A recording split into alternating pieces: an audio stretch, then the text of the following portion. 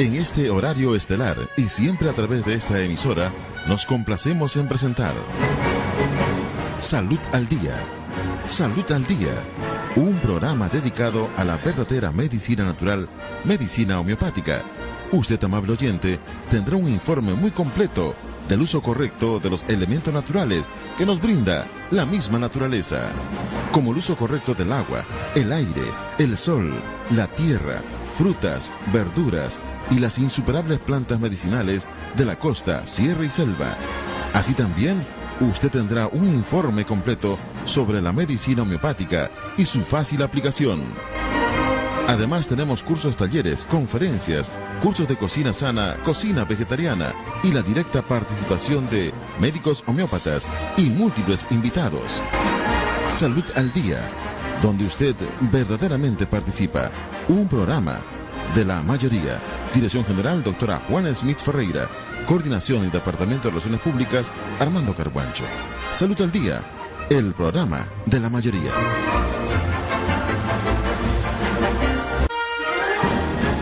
Muy bien, nos vamos rápidamente a darle el pase a la doctora Juana Smith Ferreira en la plataforma de televisión. Doctora, ¿cómo está? Bienvenida.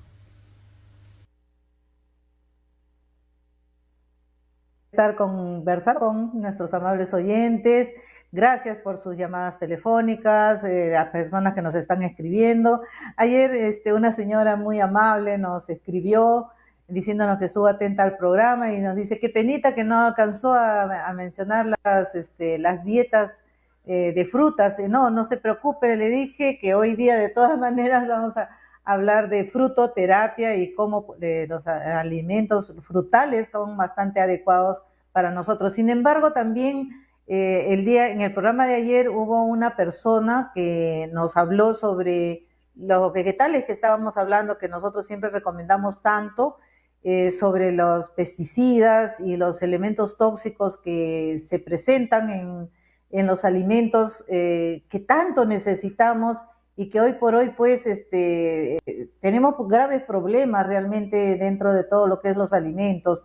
El pollo pues es inoculado con hormonas, antibióticos, se les da maíz transgénico y lo mismo que la res y otros elementos, ¿no? Los pastos están, fertilizados con elementos químicos, saturados de pesticidas y sustancias tóxicas, las cuales llegan a nuestra mesa y nosotros ingerimos y esto genera, por supuesto, problemas. Entonces nosotros nos desvivimos, vamos a decir, en la medicina natural, recomendando el consumo de vegetales, frutas y elementos, entre comillas, naturales, pero nos encontramos con este grave problema que está llamando mucho la atención y que es preocupante.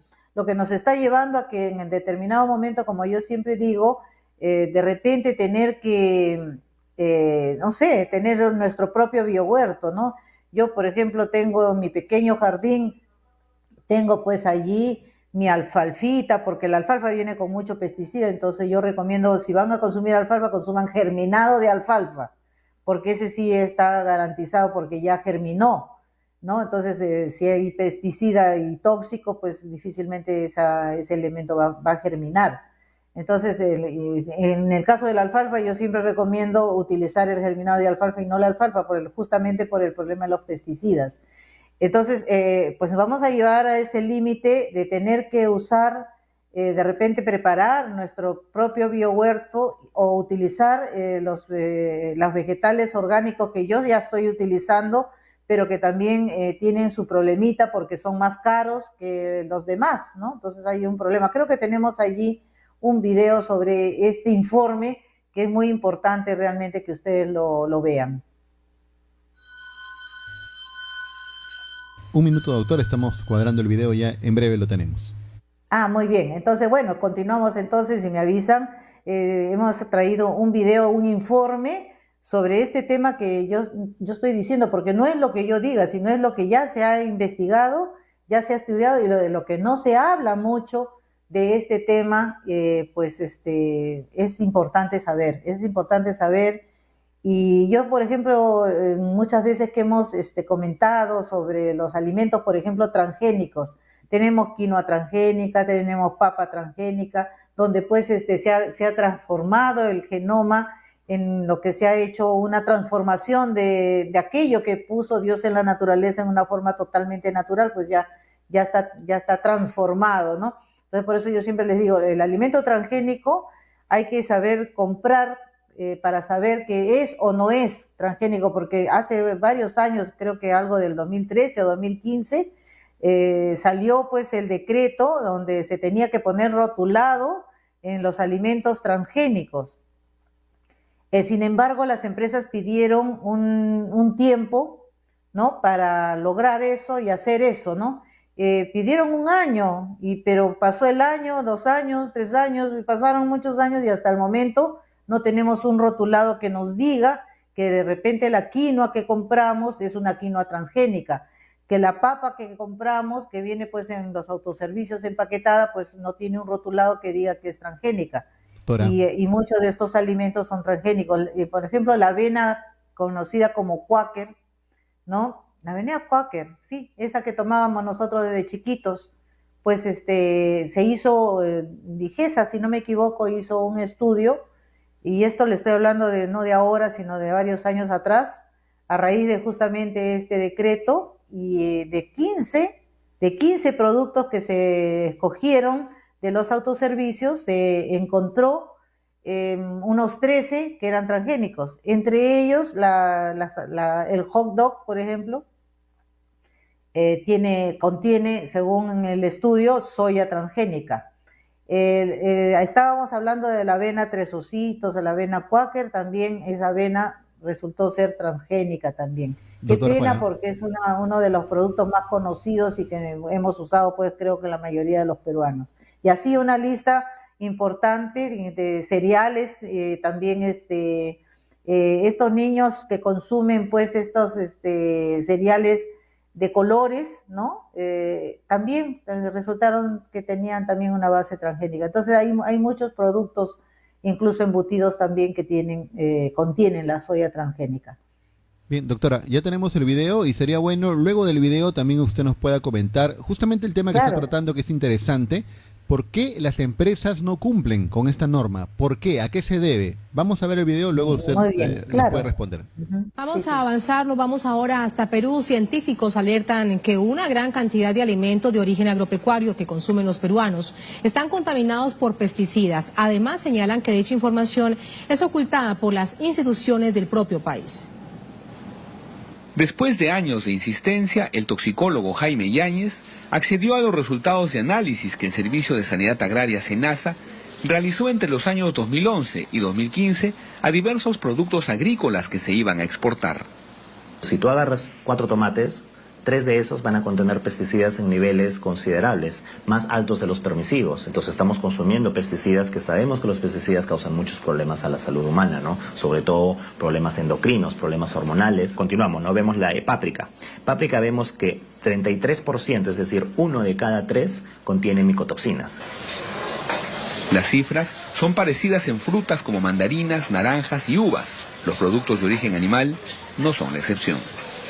Casi la mitad de las muestras de carne contenían antibióticos. Y los antibióticos es un grave problema porque estamos viendo personas que cada vez tienen más resistencia a bacterias como el Helicobacter pylori, resfriados que antes se curaban en 3, 4, 5 días, ahora vemos que duran por semanas.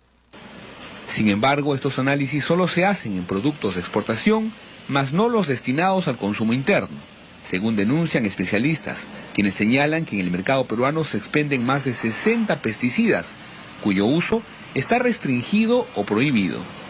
En el campo, lamentablemente, por la falta de formación, falta de cuidado, de control, echan la bomba atómica todos los días, o sea, con tal de librarse de las plagas.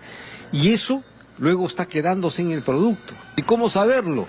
Nadie nos los está informando, esa es una información oculta, lamentablemente. Pues en esta circunstancia lo que correspondería es declarar en emergencia el sistema de control y sanidad agrario. Para los peruanos es inaudito que el Estado permita la comercialización de alimentos que en otros países estarían prohibidos. Pésimo, pésimo, porque el Estado es el principal ente que tiene que regular eso, ¿verdad? Va en contra de la salud de nuestros niños, de todos nosotros en general. No les interesa lo que consumimos. No están poniendo interés en lo que consumimos. Los últimos años, Perú ha registrado incremento de cánceres de estómago, próstata y mama, enfermedades que según los científicos están vinculados a la ingesta de químicos y bacterias usados en la actividad agropecuaria.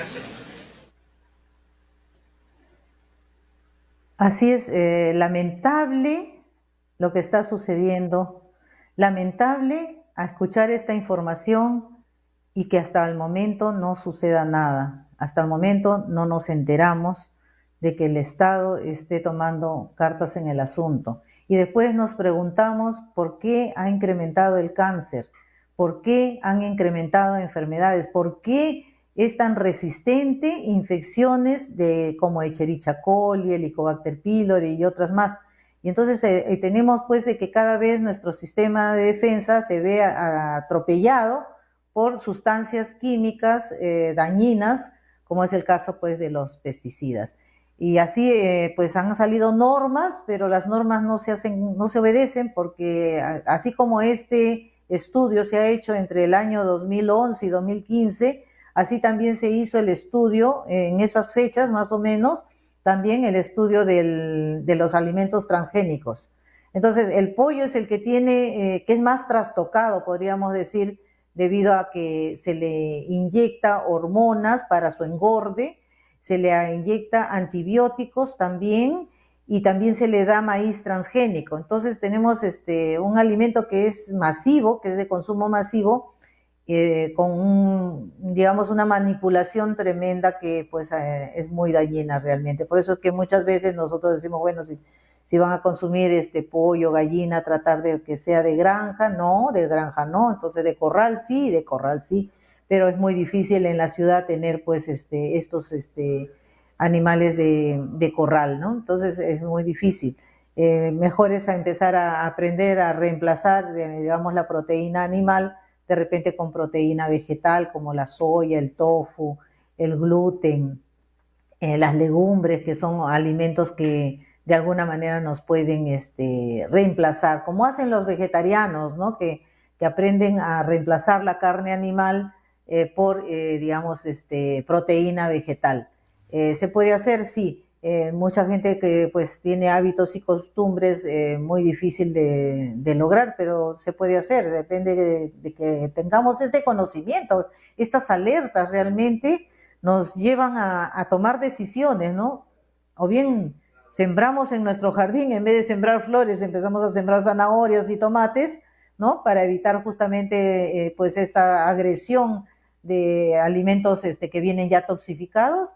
O bien compramos más caro, porque es más caro, los alimentos orgánicos que sí se expenden en muchos mercados también como alimento orgánico, ¿no? Las zanahorias, los tomates cherry, por ejemplo, que son de invernadero, las lechugas que vienen en un tupper especial, si se dan cuenta, hay unos tapercitos donde viene la lechuga orgánica, libre de pesticidas y que nos puedan garantizar de alguna manera que el alimento que estamos llevando a la boca pues es un alimento que es saludable. Pues nosotros siempre estamos recomendando a los pacientes que tienen una enfermedad, sobre todo los que vienen con una enfermedad, con un cáncer, con tumores, con enfermedades agresivas, estamos recomendando siempre extractos de vegetales donde se incluye pues el apio, el perejil, la zanahoria, la betarraga, en fin, extractos vegetales para la depuración y desintoxicación, y de repente pues están ingiriendo estos extractos que entre comillas pues saludables y encontramos que tienen pesticidas. Entonces ya el Estado tiene que de una vez tomar cartas en el asunto y normar, ¿no? Empezar a normar. Como dicen en el reportaje, hay muchos de los agricultores que sin conocimiento pues lanzan pues una gran cantidad de elementos pesticidas con tal de que no se le malogre las cosechas. Sin embargo, eso lo llevamos nosotros luego a la boca. ¿Qué diferencia hay entre un alimento normal y un alimento orgánico? ¿Por qué se le llama orgánico? Algunos dicen que se le llama porque orgánico, es un poco manoseado, es peligroso para la salud. El alimento orgánico es un alimento que generalmente crece en invernadero, libre de pesticidas, libre de fertilizantes sintéticos o químicos, es lo que podríamos llamar 100% natural. Y por eso que también tiene, digamos, un costo más elevado que los demás. Y también crecen más pequeñitos. Si nos damos cuenta, por ejemplo, el rabanito orgánico es una cosa pequeñita, y el otro, el que viene pues y se vende en todos los mercados, pues el rabanito hay de diversos tamaños y más grandes, ¿no? Lo mismo sucede con el tomate, ¿no? El tomate normal, sabemos que tiene, hay variedades, pero el tomate tiene un tamaño regular. En cambio, el de invernadero, que es el tomate cherry, que es pequeñito, ¿no? Ese tomate no tiene fertilizantes, no tiene pesticidas y nos garantiza por lo menos que ha sido elaborado, preparado orgánicamente, ¿no? A eso se le llama alimentos orgánicos, libre de pesticidas, libre de fertilizantes sintéticos, totalmente natural. Perfecto, doctora, quedó claro entonces ya la respuesta para nuestro público. Así es. Y bien, y yéndonos a otro tema, como dije, pues una señora que no me recuerdo ahorita su nombre, me escribió el día de ayer, muchísimas gracias, me dijo que había estado escuchando el programa, le resultó muy interesante y bueno, pues ya nos está acoplando a los programas diarios y me dijo que por favor que completáramos hoy día el tema de los frutos. Y entonces, miren pues qué penita que estamos hablando también de el tema de pues los pesticidas y sustancias químicas, pero aún así la ciencia de la trofoterapia, que es la ciencia que estudia la forma de curarse a través de los alimentos, pues nos da muchas claves para mejorar los asuntos de salud en lo que se llama frutoterapia o extractos de vegetales también. Y entre ellos tenemos una fruta que yo siempre recomiendo dentro de lo que es frutoterapia, es la fresa, ¿no? Por supuesto que la fresa sabemos que crece pues al ras del suelo y hay que lavarla muy bien.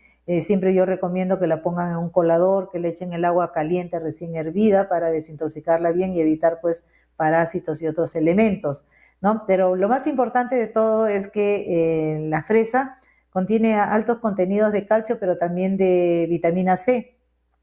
Y tiene algo muy importante que tiene la capacidad de eliminar el ácido úrico. Por lo tanto, nosotros lo recomendamos mucho en los casos de artritis, de reumatismo, de la enfermedad de la gota, que es una enfermedad donde el paciente tiene altos contenidos de ácido úrico en la sangre y presenta pues hinchazones, inflamaciones, dolores, incluso formaciones de cristales de ácido úrico en diversas zonas del cuerpo, principalmente las piernas. Caracteriza pues el dolor, hinchazón en el primer dedo del pie, y cuando empiezan a consumir tanto para el reumatismo, la artritis y la gota, las tomas que nosotros mandamos de fresas, los pacientes se deshinchan, se mejora su dolor y alivian bastante. Unos 30 días, porque eso sí, hay que tener en cuenta que si vamos a hacer una cura o una monodieta o una cura de frutas, o de alimentos específicos para algo, no basta con que consumamos pues un solo día o 2 días o 3 días, ¿no? Sino hay que consumirlo con mucha frecuencia para que veamos ese efecto, ese resultado, que lo podemos ver incluso hasta en exámenes. Entonces, un vaso de fresas licuadas, sin nada de agua. Eso sí recomendamos no ponerle agua. Sabemos que la fresa contiene su propia agua, su propio líquido. Entonces ponemos en la licuadora un copo de fresas, a eso le agregamos germinado de alfalfa. Hace un momento hablábamos del germinado de alfalfa, un puñadito, o si no, algunas personas me dicen que no encuentro el germinado de alfalfa, bueno, puede ser el germinado del frijolito chino. También se puede poner, se pone un chorrito de limón y un poquito de miel de abeja, lo licuamos y tomamos un vaso diario durante 30 días. Créanme que las personas se alivian grandemente, aunque no consumiesen ningún medicamento o producto. O si es que lo están consumiendo, van a notar mejorías importantes, más que antes. Entonces, tomar un vaso diario de fresas durante 30 días. Otro elemento que se utiliza para mejorar condiciones de salud en la frutoterapia es el uso de la uva, por ejemplo. La uva, nosotros recomendamos la borgoña o la uva quebranta, que es la oscurita, ¿no? ¿Para qué? Para las anemias, para los casos de anemia. Entonces, una combinación y una preparación en la licuadora también, ponemos ahí las uvas y a eso le vamos a agregar una cucharita de polen, una cucharita de chía, ¿no? Y le vamos a poner 4 hojitas de berros. No olvidar que los berros tienen altos contenidos de hierro, es maravilloso y es muy efectivo para los casos de anemia. Entonces, 4 hojitas de berros. Vamos a licuar todo esto durante 1 minuto y vamos a tomar también igualmente un vaso diario durante 30 días y a los 30 días podemos hacer un examen, ¿no? Y ver cómo la hemoglobina ha subido, ha mejorado, ha levantado su hemoglobina este paciente de anemia. Entonces, esas son formas donde nosotros vemos cómo el paciente se mejora rápidamente. Otras sustancias que utilizamos en lo que se refiere, por ejemplo, a vegetales, ¿no? Pacientes de gastritis. Es muy conocida la preparación para lograr una alcalinidad en una forma natural con vegetales, ¿no? Por ejemplo, el extracto de papa y zanahoria. Mucha gente lo utiliza, ¿no? Porque esto pues ya ha corrido, como se dice, podríamos decir, le llaman radiobemba, ¿no? O sea, ¿qué quiere decir? Que se pasan la voz, ¿no? Entonces le hizo bien a una persona, le recomienda a otra y a otra, y entonces así se ha difundido este extracto de papa con zanahoria. Yo recomiendo que le pongan un chorrito de limón, sí, o si no, unas 5 gotitas de sangre de grado, sobre todo si es que hay úlcera gástrica o erosiones a nivel de la mucosa gástrica. Entonces, un extracto de esto, un vasito todas las mañanas, le va muy bien. Otro extracto que también es para los casos de gastritis es el extracto de col con zanahoria. Y muchos dirán, pero la col produce gases, pero eso es cuando es cocida. Sin embargo, cuando está en su estado natural fresco, los estudios que se han hecho a la col se encontró que es muy digestiva. Precisamente una de las sustancias principales que contiene la col, además del calcio y las vitaminas, es la vitamina U. Esta vitamina U es la vitamina antiulcerosa y lo contiene la col. Entonces, por lo tanto, un extracto de col con zanahoria y ponemos siempre sus 5 gotitas de sangre de grado, pues va muy bien tomarlo en ayunas todas las mañanas, va a alcalinizar y va a ayudar a la cicatrización de las laceraciones y erosiones que se producen muchas veces en la mucosa gástrica por los casos de gastritis. Y también, ¿qué más? A ver, en el caso de la diabetes, por ejemplo, ¿no? Tenemos pacientes que vienen a nuestra consulta y nos dicen, yo tomo mi pastillita todas las mañanas, la metformina. Nosotros, por suerte, en el consultorio tenemos nuestro glucómetro, ¿no? Y solemos hacer a estos pacientes que llegan por primera vez una prueba postpandreal. Definitivamente, para hacer una prueba postpandreal, el paciente debe haber almorzado temprano, debe haber pasado unas 3 horas de la digestión para poder hacer esta prueba y saber si es que está procesando bien los alimentos y que está haciendo efectivo el tratamiento que está llevando. Pues la mala noticia es que la mayoría de los pacientes que le hacemos esta prueba que es postpandreal, pues presentan niveles de glucosa muy alta en las horas de la tarde. Por decir, se almorzó a las 12, una o 2 de la tarde y la prueba la estamos haciendo a las 5 o 6 de la tarde, encontramos que estos pacientes que ya deberían haber procesado los alimentos que han ingerido, están presentando pues 300, 350, incluso hasta 400 y algo. Hemos encontrado estos casos. Entonces ahora ya tenemos por costumbre, cuando nos llega un paciente que por primera vez y es diabético, hacerle las pruebas postpandreal. Incluso una vez que vemos estos parámetros de la glucosa elevada, preguntamos no solamente a qué hora almorzó, sino qué almorzó, ¿no? Muchas veces pues en el plato ha habido pues más de un carbohidrato. Y para esto tenemos por supuesto a nuestro especialista en nutrición, Stanley Garrido, que nos va a acompañar, ¿sí? Está Stanley con nosotros para que nos apoye en este tema que es importantísimo, es interesantísimo. y él pues mejor que nadie, ya que se encarga de la parte nutricional, sabe perfectamente los problemas que hay con los pacientes diabéticos. ¿Qué tal, Está doctora? Muy buenos días. Andy. Bienvenido, bienvenido. Muy buenos días a todos. Sí, efectivamente, pues en la diabetes usualmente no se dice que está controlada, pero en la mayoría de personas, pacientes que nos visitan, usualmente está descontrolada, no está totalmente fuera de rango, no hay Y ninguna. algo que es muy importante y que nuestro público seguramente debe saber, sobre todo los que nos están viendo y que son diabéticos, es que a veces la glucosa en la mañana puede estar más o menos controlada. Sin embargo, hay un examen que es importante que se hace cada 3 meses, que es la hemoglobina glicosilada, que de pronto se hacen los dos exámenes, aparece la glucosa más o menos controlada, pero cuando vamos a la hemoglobina glicosilada encontramos que ese paciente está como diabético no controlado. ¿A qué se debe eso? Claro, claro, sí. La hemoglobina glicosilada pues nos anuncia un periodo largo en el que hemos estado teniendo la glucosa alta todos los días, ¿no?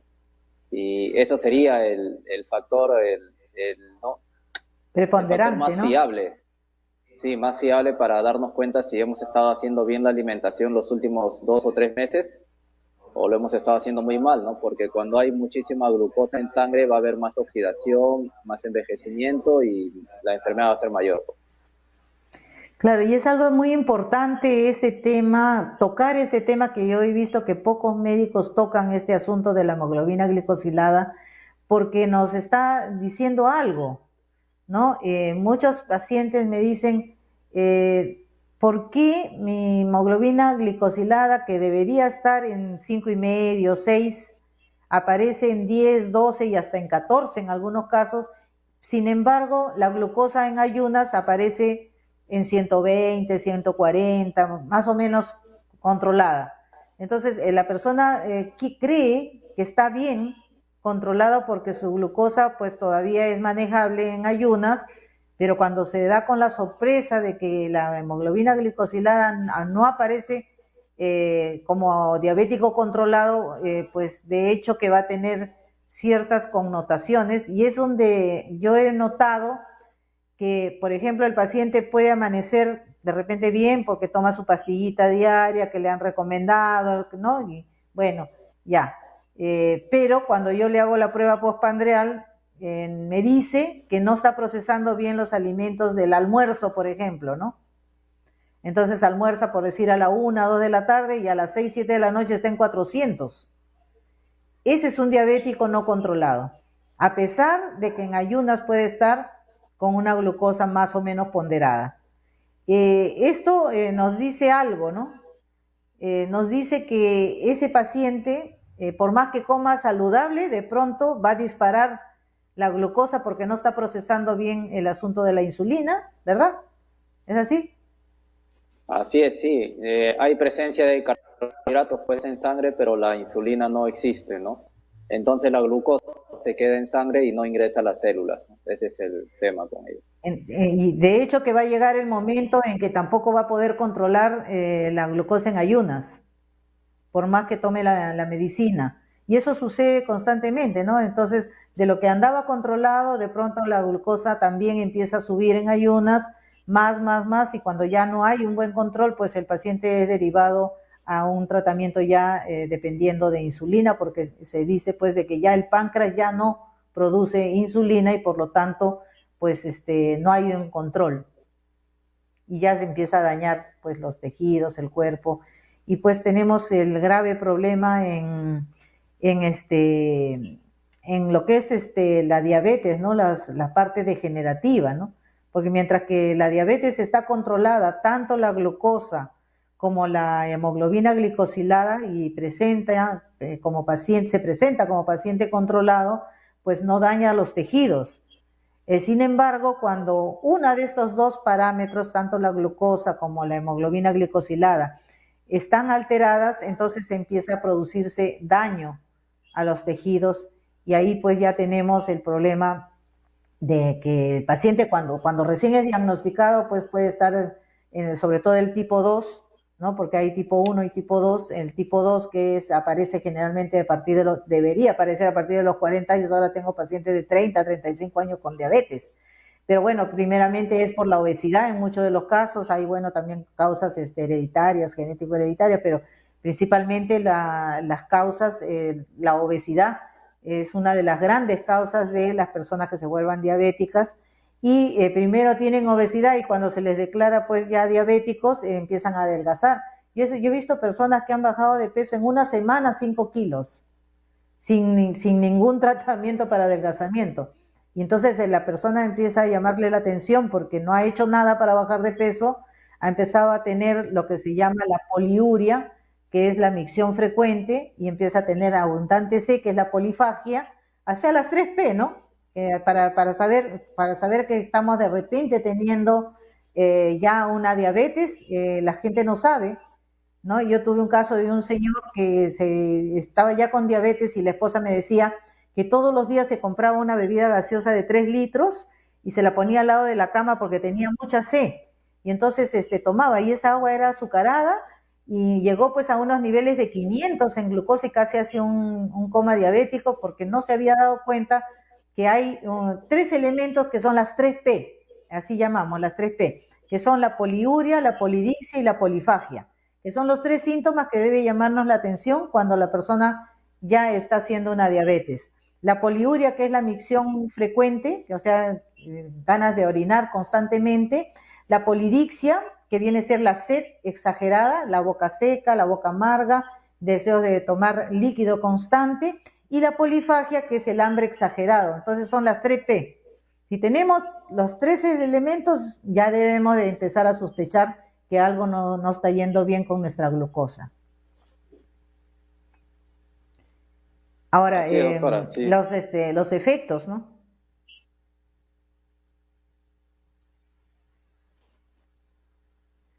Sí, ¿qué me dices, Stanley? Sí, claro, es mucha la responsabilidad de estas personas porque ya saben que están con la glucosa elevada y siguen consumiendo grandes cantidades de carbohidratos, ¿no? Sobre todo los refinados. Por eso también... Sí, pues como este señor que se ponía, imagínate, una gaseosa de 3 litros al lado de su cama y durante la noche estaba toma y toma y toma, y esta es agua con azúcar, pues, ¿no? Y entonces, lógicamente, que llegó a casi un coma diabético. Y ahí recién descubrió que el problema era una diabetes. Así es, la falta de voluntad. Así es. Entonces, tener muy en cuenta para nuestros amables oyentes que si tienen síntomas como los que he mencionado, micción frecuente, sed exagerada, hambre exagerado, pues podríamos estar teniendo una alteración de la glucosa. Algo que nosotros hemos también encontrado en los pacientes que vienen con diabetes es que hay una sociedad entre el problema pancreático y producción de insulina y un problema de base que es el hígado graso. Ese tema es controversial porque muy poca gente habla de esto, ¿no? Pero sí hemos encontrado, creo que el 90% de los pacientes diabéticos que nos visitan tienen hígado graso. Muchos de ellos tienen un grado 1, un grado 2 e incluso en algunos casos también el grado 3. Sabemos que un grado 4 de hígado graso ya es una cirrosis, pero en un grado 2 o 3 ya el paciente puede tener deficiencias empezando con un colesterol elevado, triglicéridos elevados y la glucosa como consecuencia, o se vuelve diabético o le da pues el hipotiroidismo, que es otro tema también endocrino, ¿no?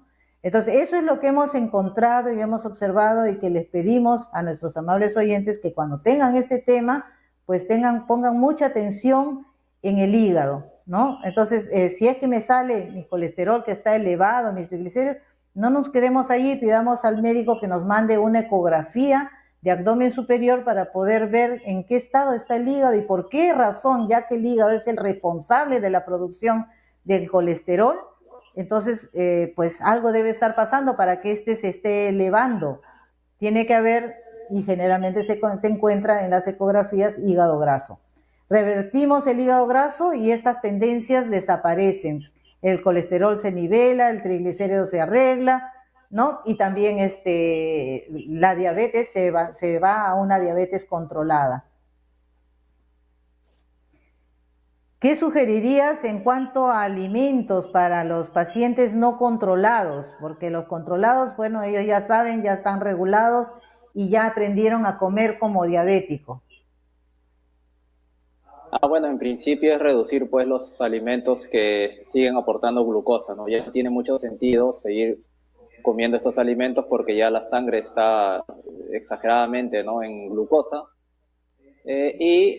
Bueno, se puede apostar por alimentos que tengan menos carga de glucosa o aporten, ¿no?, como los alimentos grasos y las proteínas, ¿no?, y también por alimentos que sean un poco más salados o incluso amargos. O más saludables.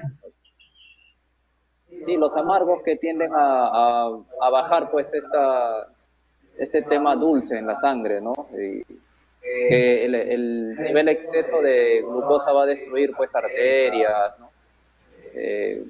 Básicamente los tejidos, ¿no? Las arterias, ya la sangre ya no va a llegar a los ojos, la sangre se va a quedar estancada en los pies, ¿no? Porque ya las arterias y venas le está faltando colágeno porque justamente el exceso de glucosa hace también que falten antioxidantes pues para producir colágeno. Sería más o menos el tema, ¿no? Bueno, sí, sabemos que en el transcurso del tiempo el paciente diabético no controlado, porque nos vamos a centrar en el no controlado, porque hay pacientes muy bien controlados que no tienen ningún tipo de problema degenerativo, pero en el paciente específicamente no controlado, pues se producen muchos problemas, ¿no? Desde la neuropatía, por ejemplo, ¿no? Es un tema que llegan a nuestra consulta pacientes buscando terapias para calmar su dolor. La neuropatía es una degeneración de los tejidos principalmente nerviosos, ¿no? Tejido nervioso, y de esto pues generalmente se requiere terapia, electroacupuntura, terapia neural, hemoterapia, regeneración celular, terapias que se realizan en Cesana, pero no basta la terapia, sino que hay que ver a la causa de todo este problema, por qué se está generando una neuropatía, y es porque no hay un buen control de los carbohidratos y de hecho que está elevando la glucosa al punto de deteriorar los tejidos nerviosos. ¿Qué le podríamos recomendar, por ejemplo, en una neuropatía, en alimentos o suplementos para un paciente diabético? Bien, el organismo va a construir tejido nervioso y arterias y venas con colágeno y también con grasas poliinsaturadas, ¿no? Omega 6, omega 3, ¿no? Que es lo que se debe levantar en el consumo en estas situaciones, ¿no? Sobre todo en el tema de la diabética, ¿no? Y pues se puede apostar por alimentos como los frutos secos, las paltas, los huevos, ¿no? Alimentos que no introduzcan glucosa al organismo, pero que tengan una buena densidad nutricional, ¿no? Y también que tengan un buen ratio de grasas, ¿no? Ese sería... Muy bien, muy bien. Sí, claro, efectivamente me parece perfecto. Algo que nosotros recomendamos sí a los pacientes con neuropatía es que además de los alimentos que acaba de mencionar Stanley, suplementar con cloruro de magnesio, complejo B, porque también definitivamente el complejo B es la vitamina antineurítica. Y si tenemos una neuropatía, estamos hablando de un problema de tipo neurológico ya, ¿no? Y el cloruro de magnesio pues ayuda mucho a la regeneración del tejido nervioso. Entonces son dos suplementos que no le deben faltar al paciente diabético que tenga ya una neuropatía, además de la terapia que pueda necesitar. Sí, claro, además el magnesio también va a ayudar a que baje la glucosa excedida en sangre, ¿no? O sea, eso también actúa por los dos lados, ¿no? O sea, genera esos dos beneficios. Ese tema del magnesio es interesante, es muy importante. El doctor José Luis Pérez Alvela ha acudido a muchos congresos y ha hecho muchos estudios sobre el magnesio y lo recomienda grandemente para muchas enfermedades, pero no solamente enfermedades, sino como un buen suplemento, ya que hay carencias en las tierras y que mucha gente lo necesita, ¿no? Pero dentro de esos estudios, en una ocasión, José Luis me prestó un libro así de grueso, bien bonito, que después se lo devolví, porque ya le sacamos copia y todo, pues, ¿no? Para poder leer, ¿no? Aunque no se debería de hacer, pero era muy difícil de conseguir uno igual, así que copiamos por lo menos la parte en la que nos interesaba, pues era un libro muy grueso. Y ahí me interesó mucho una parte que hablaba sobre la diabetes y esas pequeñas, nosotros tenemos como unas pequeñas antenitas, cada célula tiene unas antenitas que son las que intervienen en el ingreso de la insulina a la célula para que ésta sea aprovechada y produzca glucógeno. Resulta de que este estudio que mencionaba en este libro decía de que los estudios hechos con el magnesio determinaban que ese deterioro que tiene el paciente diabético a nivel celular de esas antenitas que permiten el ingreso de la insulina para la producción de glucógeno y energía posterior, pues se podían reparar a través del consumo frecuente del magnesio. Tal vez sea esa la razón por qué a muchos pacientes que consumen magnesio y son diabéticos les va tan bien, porque se sienten muy bien en cuanto a la energía y en cuanto también a la regulación de la glucosa. Sí, doctora, sí, definitivamente el magnesio ayuda mucho a estos receptores de membrana celular, pero también recordemos que estos receptores se atrofian por el exceso de grasa y de la grasa sobre todo hidrogenada, ¿no? La grasa hidrogenada, que es un invento del humano, no deja trabajar bien pues a estos receptores de membrana, ¿no? Eso también es importante que estos pacientes eviten el consumo de esas grasas, ¿no? O sea que con mayor razón el paciente diabético debería consumir las grasas prensadas en frío, como es el caso del aceite de coco, el aceite de oliva, el aceite de sacha inchi, por ejemplo, que son aceites naturales que contienen omega 3, omega 6, omega 9, que sí nos ayudan en un buen proceso, digamos, de las grasas, ¿no? Sobre todo aquellos que tienen diabetes y también a la vez obesidad. Sí, sí, claro, o incluso preferir simplemente las grasas como alimento integral, ¿no? O sea, si no hay aceite de oliva, la palta, por ejemplo. Sí, aceitunas, palta, las yemas de los huevos, ahí están todas las grasas, que ¿no? tiene también omega 6, omega 3. Ahora, alimentos recomendados para el diabético, como dije, la palta. Empezar la mañana con proteína y menos carbohidratos, yo creo que es lo recomendable para un paciente diabético. Yo recomiendo, por ejemplo, que en vez de pan coman 2 huevos cocidos en la mañana, ¿no? Además, pues, de un jugo de fruta adecuado. Y muchos dicen, ¿cómo que jugo de frutas? Si las frutas tienen fructosa y el diabético no debería consumir de repente ninguna fruta. Pero tenemos la fruta del diabético, ya que estábamos hablando hace un momento de la cura de frutas, de las monodietas, por ejemplo, hay frutas muy especiales que ayudan a bajar la glucosa en un solo día. Yo he tenido pacientes que han llegado con 400 de glucosa, digamos, ¿no? Y necesitamos bajar su glucosa rápidamente. Un buen método para bajar la glucosa es tomar 2 litros de agua, por ejemplo, rápidamente estar tomando agua y logra bajar la glucosa. Algunos incluso les ponen suero, ¿no? 1 litro de suero y pues empiezan a cloruro de sodio, baja la glucosa. Pero algo muy, muy rápido, eficaz y sencillo es una cura de frutas, por ejemplo. Entonces, en este caso que el paciente llega con 400 de glucosa muy elevada, se sorprende porque son las 5 de la tarde y su glucosa está en 400 o 6 de la tarde. Entonces le decimos, mire, va a hacer usted una cura de frutas. Decirle que coma algo después de esa hora sería pues asesinarse, porque cualquier alimento que consuma le va a seguir subiendo la glucosa. Entonces le decimos, empiece a ayunar desde las 5 de la tarde que lo hemos evaluado hasta el día siguiente. Y en la mañana empezaría con un extracto que es muy eficaz. Fíjense que hay una fruta que nosotros le llamamos la fruta del diabético. ¿Por qué le pusimos la fruta del diabético?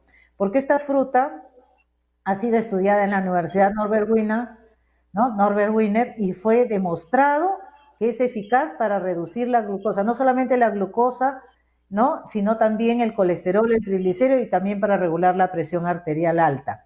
Ese fue un estudio que se hizo hace varios años y que nos llegó a nosotros y pues maravilla, ¿no? Felicitar a esta universidad que hizo este trabajo y que gracias a eso ya tenemos cocona en Lima, porque antes ni siquiera se veía en los mercados.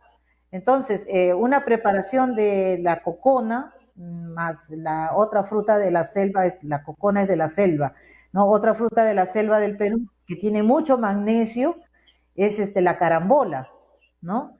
Y otro estudio que se ha hecho en la Universidad Agraria, hace varios años también, es el yacón, ¿no? El yacón contiene inulina que ayuda a procesar pues la glucosa en la sangre. A pesar de que tiene un sabor dulcecito, agradable, pues tiene un excelente proceso. Entonces, si juntamos la cocona, la carambola, le ponemos el yacón, un trozo de yacón, y a eso le agregamos para proteger la visión, porque cuando la glucosa sube mucho, se produce la visión borrosa y se pueden dañar los tejidos de los vasos capilares de los ojos, entonces le ponemos también un trozo de zanahoria. Entonces vamos a procesar esto en la licuadora y lo podemos tomar como un refresco, ¿no? Lo licuamos y podemos incluso colarlo, sacarle la fibra, ¿no? Y empezamos a tomar durante el día hasta 4 litros en el día sin consumir ningún otro alimento más que eso. Al cabo de a esto le llamamos el ayuno terapéutico o monodieta. Al cabo de las horas, ya llegando a las 5 de la tarde o 6, el paciente puede medirse la glucosa y va a encontrar que si ha estado en 400, por lo menos está en 180. Entonces buscamos la regulación.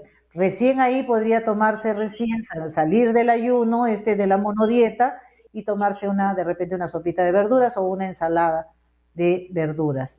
Y así es como buscamos las regulaciones. Entonces, ese es un día, lo que llamamos la cura de frutas o la cura de la diabetes de un solo día. Una monodieta, un ayuno con estas frutas especiales. Al día siguiente, el paciente se incorpora a un método, un sistema que tenemos en Cesana, donde incluimos lo que nosotros llamamos el régimen 2x1, que viene a ser un solo carbohidrato en el plato y uno de verduras y el otro de proteína. De esa manera, en ayunas, vuelve a consumir el preparado, que lo puede consumir en extracto, un solo vaso, o los siguientes días puede seguir tomando 2, 3 vasos de lo que hemos preparado. En cuanto a la dieta, el régimen, el 2x1, ¿qué nos puedes decir, Stanley, sobre eso de que mucha gente, yo he tenido un caso de una señora que vino delgadísima y ella se quejaba que su hijo no le permitía consumir nada de carbohidratos, en absoluto, ¿no? Pero tampoco la cosa es así, ¿no? La señora vino muy adelgazada y ella necesitaba, porque nuestro cuerpo de todas maneras necesita algo de carbohidrato. Entonces, lo importante es contemplar las porciones o los porcentajes que el diabético puede y sí puede consumir. ¿Cuánto sería ese porcentaje? Bueno, en principio, si revisamos nuestro alimento, que es la leche materna, vamos a ver que tiene contenido de carbohidrato. La leche materna ya nos trae los 3 macronutrientes, los carbohidratos, las grasas y la proteína. Más o menos, si vemos la leche materna, por cada 100 gramos tiene 7 gramos de carbohidrato, ¿no? También tiene 4 gramos de grasa y 1 gramo de proteína, ¿no? Pero la mayor cantidad de calorías viene de la grasa en la leche materna, ¿no? Entonces ya la leche materna es una guía de cómo debemos alimentarnos, ¿no? Yo sé que hay personas que proponen algunas dietas en las que se retira un macronutriente y otro, pero lo cierto es que ya anuncia desde que nacemos que en cada alimento pues debemos ingerir los macronutrientes y así también que haya los electrolitos, todos los minerales necesarios, ¿no? La leche materna no tiene agua pura, ¿no? O sea, tiene agua con electrolitos y todos los minerales. Entonces, el asunto con estas personas es evitar llegar a esa situación de la diabetes, ¿no? Por estar exagerando durante tantos años comiendo pues carbohidratos refinados, ¿no? Y en estas situaciones la persona va a tener que recurrir a los carbohidratos integrales, ¿no? Que no suben mucho la glucosa, pero que va a ser útil, ¿no? Entonces, en esta dieta que le dicen 2x1 o 3x1, es básicamente eso, es mantener un buen equilibrio en el plato y no llenar el plato de carbohidratos, ¿no? Sobre todo de los carbohidratos refinados, porque hay pacientes diabéticos que uno los ve a veces y está el plato lleno de tallarines, de fideos Además, la papa, la huancaína, ya tenemos otro carbohidrato ahí. Y además ponen la papa y bueno, de grasa casi no hay nada, no hay nunca un pedazo de palta o aceitunas y a veces también exageran un poco en la proteína, ¿no? Entonces siguen ocasionando este tipo de daños, ¿no?, al organismo. Así es, sí, efectivamente, bueno, en Cesana nosotros recomendamos solo un 30% de carbohidrato en la dieta 2x1, un buen porcentaje, una buena porción de vegetales, una ensalada, por decir, si hablamos del almuerzo, una ensalada de verduras, que o bien es una multi, digamos, cantidad de verduras diferentes, o puede ser una sola, o de repente solamente una palta, ¿no? Podría ser, ¿no? O de repente 2 alcachofas, 2 corazones de alcachofa, ¿no? O si no, rabanitos rallados, o combinados con, digamos, lechugas, apio y otras verduras. Lo importante es que tenga ese catalizador, ¿no? Ese elemento que le ayude a procesar ese porcentaje que recomendamos, hasta 30% digamos, carbohidrato. Y por eso yo siempre le digo a mis pacientes que sí pueden consumir algo de carbohidrato, pero solamente un 30%. Lo que significa que no podemos poner en el plato dos tipos diferentes de carbohidrato, o hasta 3 que mucha gente consume, ¿no? Entonces le pone arroz, le pone la menestra y encima pues una entrada de papa a la huancaína o copa o qué sé yo. Entonces por eso yo le digo, si vas a comer papa, no comas arroz. O comes papa o comes arroz. O comes menestra o comes arroz, pero no le pongas arroz y menestra, porque ya le estás incrementando el carbohidrato al plato y pues el resultado va a ser pues que no va a poder tener ese paciente la capacidad de producir la suficiente cantidad de insulina para ese proceso. Entonces, si manejamos de esa manera el régimen, vamos a tener excelentes resultados. Si los pacientes aprenden a manejar el asunto del porcentaje de carbohidrato y pueden darse el lujo de comer su poquito de tallarín, su 30% de fideo tallarín que le gusta tanto al peruano, ¿no? Y también comer su menestra y comer su arroz con pollo, su arroz chaufa, pero es una porción muy pequeña de 30%. Eso si es que el paciente está como diabético controlado. El no controlado le quitamos todo el carbohidrato durante una etapa para llevarlo a la regulación, en la cual pues posteriormente pueda mejorar la condición. No hay que olvidar que el paciente no controlado va a tener neuropatía diabética, va a tener visión borrosa que lo lleva a la retinopatía diabética, un desgaste de los ojos que puede llevarlo incluso a la ceguera, ¿no? Va a tener complicaciones, cataratas, ¿no? Degeneración macular, insuficiencia renal y por consiguiente lo peor que se puede esperar en un paciente diabético, que es la gangrena en los pies, ¿no? Es terrible, es penoso, pero es por no tener un control adecuado. No tiene por qué llevarse este paciente a esto. Sí, doctora, y algo también para agregar allí en este tipo de personas, la glucosa muy elevada, es también muy recomendable que hagan ejercicio físico, porque hacer ejercicio físico se activa todos los músculos y el músculo se activa, también va a consumir ese exceso de glucosa sin necesidad de insulina, ¿no? Entonces, el ejercicio, por ejemplo, con pesas, el entrenamiento de la fuerza, le viene también muy recomendable para este tipo de personas. Y claro, también para todos en general. Sí, efectivamente, yo, por ejemplo, recomiendo a los pacientes diabéticos que todos los días lo mínimo es que caminen 13 cuadras. Se van 6 cuadras de ida y 6 cuadras de vuelta, recórranos el parque, caminen, caminata. Y otra cosa que yo recomiendo es el footing. El footing nos ayuda muchísimo a metabolizar justamente la glucosa y producir una buena insulina para el transcurso del día. Entonces, hacer un poco de footing, que incluso hasta en la casa podemos hacer footing. No es necesario de repente ni siquiera salir, pero sí es recomendable pues mínimamente la caminata. No sé si Yogi tiene preguntas para cerrar el tema.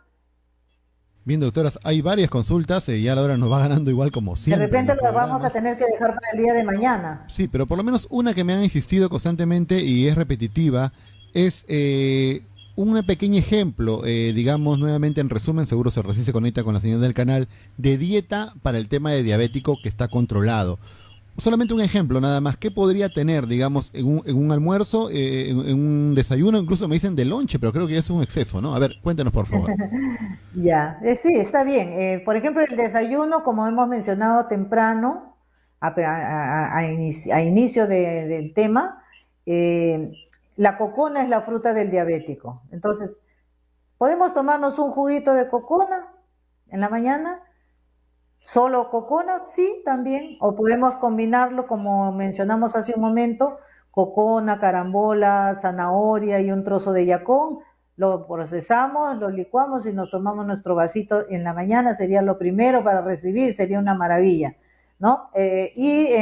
Como desayuno, complementando con 2 huevos cocidos, va muy bien. En las leches, por ejemplo, muchos me preguntan a mí, oiga, la leche, pero la leche tiene sacarosa de leche, también produce incremento de la glucosa en el diabético. Entonces, los reemplazos de la leche, tenemos las leches vegetales, que pues hemos tocado el tema días anteriores. Entonces, la leche de avena, la leche de, si tenemos estreñimiento, pues el preparado de chía, por ejemplo, sería interesante, ¿no? En estos días vamos a ver si enseñamos cómo preparar la chía, cómo consumirla y para qué sirve, ¿no?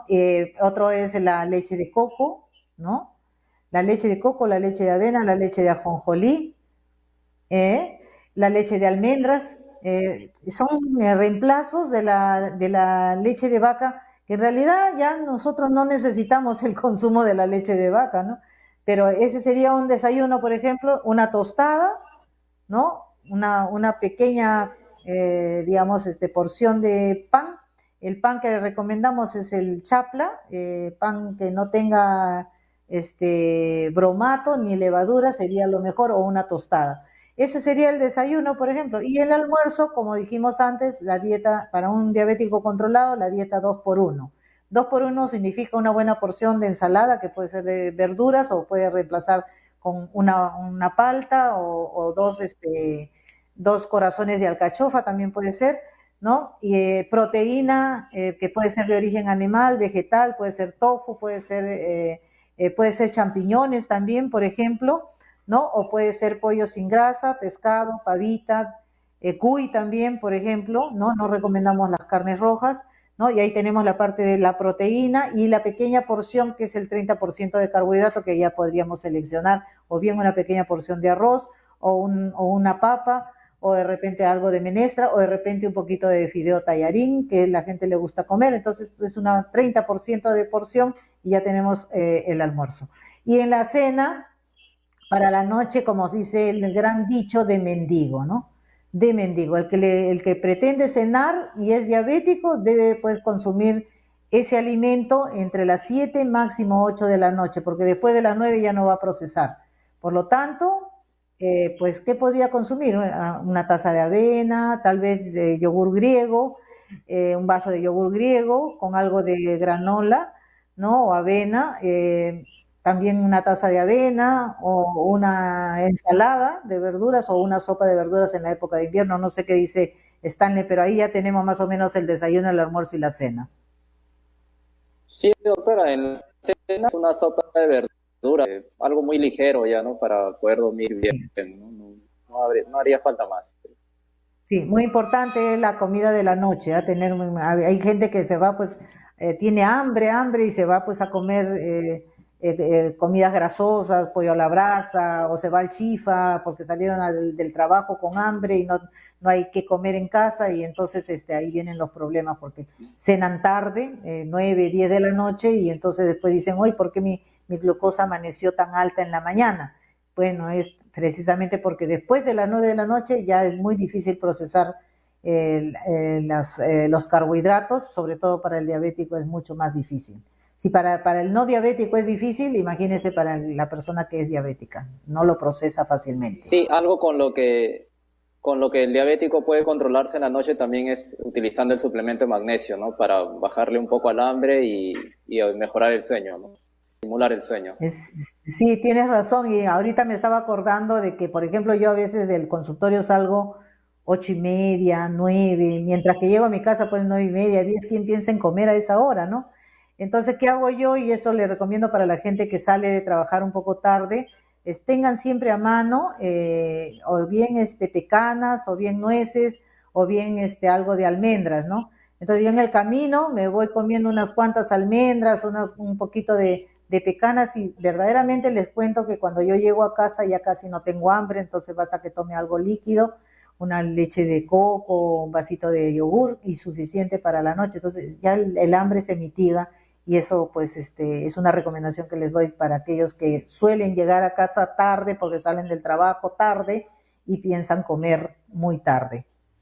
Muy bien, doctora. Listo. Nos quedó claro entonces la explicación. Hemos tomado nota de todo. Agradecemos también a Staile por la participación el día de hoy. Doctora, números telefónicos y por supuesto, ¿dónde les podemos ubicar? Muy bien, muchísimas gracias. Y las preguntas que han quedado pendientes, pues ya las dejaríamos para el día de mañana. Muchas gracias, Stanley, por acompañarme en este tema tan importante que pues nos preocupa demasiado realmente el Estado, porque tenemos no miles, tenemos millones ya de pacientes, de personas diabéticas y muchos incluso que no saben que son diabéticos, pero ya tienen esta enfermedad. Para resumir, las personas que deseen tratarse con nosotros, somos Cesana, somos Servicio de Salud Natural, quien ha estado hablando con ustedes, Juan Smith Ferreira, su médico homeópata, y Stanley Garrido, nuestro especialista en nutrición. Por lo tanto, ustedes pueden contar con profesionales que sabemos lo que hacemos y que podemos ayudarlos grandemente en estos problemas tremendos de salud. Para su información, ustedes pueden llamar al 471-9035, teléfono de Cesana del INSE. Estamos en la avenida José Leal, 1293, frente al Parque del Bombero en Lince. Y el teléfono para su cita van a tener su primera consulta totalmente gratis al 471-9035, ahí lo tienen en pantalla. Y para los amigos del Cono Norte también tenemos una sucursal en el Distrito de Los Olivos con los mismos beneficios en la Manzana 39, lote 15, a la altura de la cuadra 5 de la avenida Los Alisos. Para separar sus turnos, sus citas, pueden llamar al 932-296-012. 932-296-012. Queridos amigos, esto ha sido todo por hoy. Espero que estos temas hayan servido mucho para ustedes y si quieren tener una comunicación directa, seguir haciendo preguntas, han quedado algunas preguntas pendientes, trataremos de responderlas el día de mañana, pero también pueden llamarme a mi teléfono de WhatsApp, ¿no? Donde yo resolveré sus preguntas de todas maneras, al 99738-9573. Somos Cesana, Servicios de Salud Natural. Me pueden encontrar en Facebook y también, por supuesto, en Instagram, y con todo gusto, pues vamos a seguir dando muchísima información para ustedes. Cuídense mucho, que Dios me los cuide y me los bendiga como cada día. Hasta el día de mañana, y este ha sido pues su programa Salud al Día. Bendición.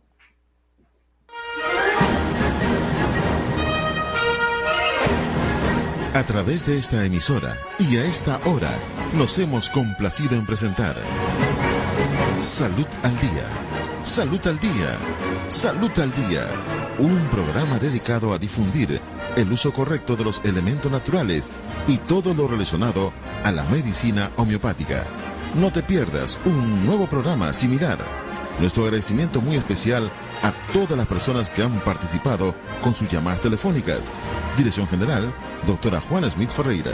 Coordinación y Departamento de Relaciones Públicas, Armando Carguancho.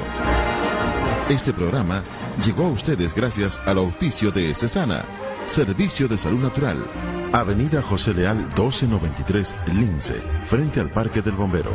Hasta la próxima, amigos oyentes.